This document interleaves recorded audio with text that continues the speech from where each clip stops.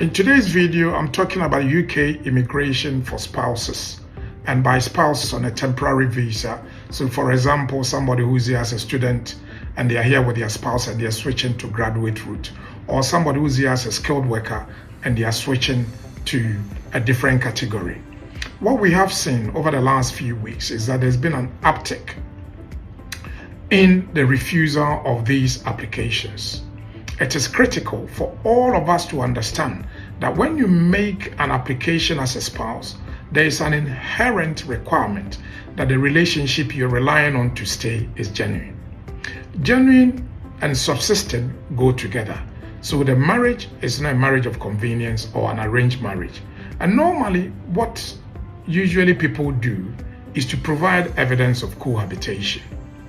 Let's also be mindful that it is reasonable to expect that in a genuine relationship, supporting evidence will be provided of what we call affectionate relationship. There will be significant evidence of regular contact, signs of companionship, emotional support, affection, and abiding interest in the welfare of the spouse. How do you provide this? There's no specific evidence to prove your relationship. However, the Home Office cannot refuse an application because you haven't provided a specific evidence. What I always say is that where there is lack of particular document, for example, the Home Office has 3 slots of evidence they want to see. They have strong evidence, they have acceptable evidence, and they have weak evidence. I will explain what these evidence are.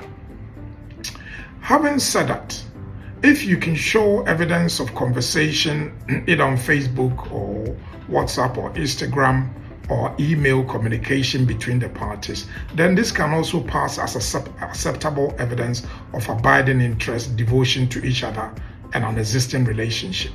What I find worrying is that some people make an application and provide 2 different addresses for the spouse and the person who's making the application.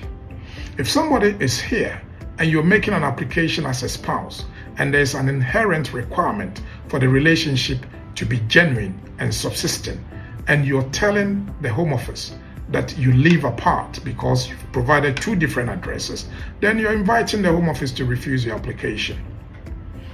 I do understand though that students and some skilled workers who come to the UK, because of the requirement to stay close to the university or on university campus or to stay close to work, sometimes the parties do separate temporarily whilst there are university or education or studies requirement or commitments and work commitment. But when you make your application, please explain why you are living apart for certain times of the week or month. For example, the Home Office guidance note does accept that there might be circumstances where the parties are living apart because of studies or education or because of work commitments, but they will not know unless you explain on your application form. And therefore, I will invite everyone that when you make your application to stay here, to switch from student to graduate route as a partner or a dependent of a graduate route or a student or a dependent of a skilled worker, please take time to list the following. 1. You must provide evidence of cohabitation. The evidence of cohabitation will usually come in the form of documentary evidence. Some evidence are strong, some are acceptable, some are weak. So the first thing you want to provide is a strong evidence, which will be a tenancy agreement.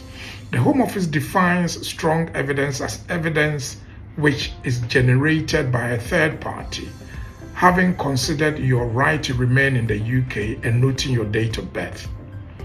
Acceptable evidence could be utility bills, gas, water, electricity. Your council tax could be an acceptable evidence.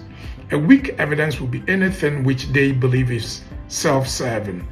For example, if you've written a letter for yourself to be used as part of the evidence. But I must say that if the applicant or their partner are living together, then they must have the evidence. You are expected to be living together. However, if for some reason you're not living together, but you have reasonable explanation of why you don't live together, and I've given you the explanation as either work commitment or studies, but you must explain that certain times of the week you come together. What can you provide? Travel ticket, communication, petrol, receipts, location. So for example, your phone generates a location of where you are. All these are acceptable evidence that you can provide in support of that application. So when you provide two different addresses, always explain and let them know that you're only separated for a short period of time or because of work commitment. If this video is helpful to you, please, you can always call us if you want further advice. Thank you.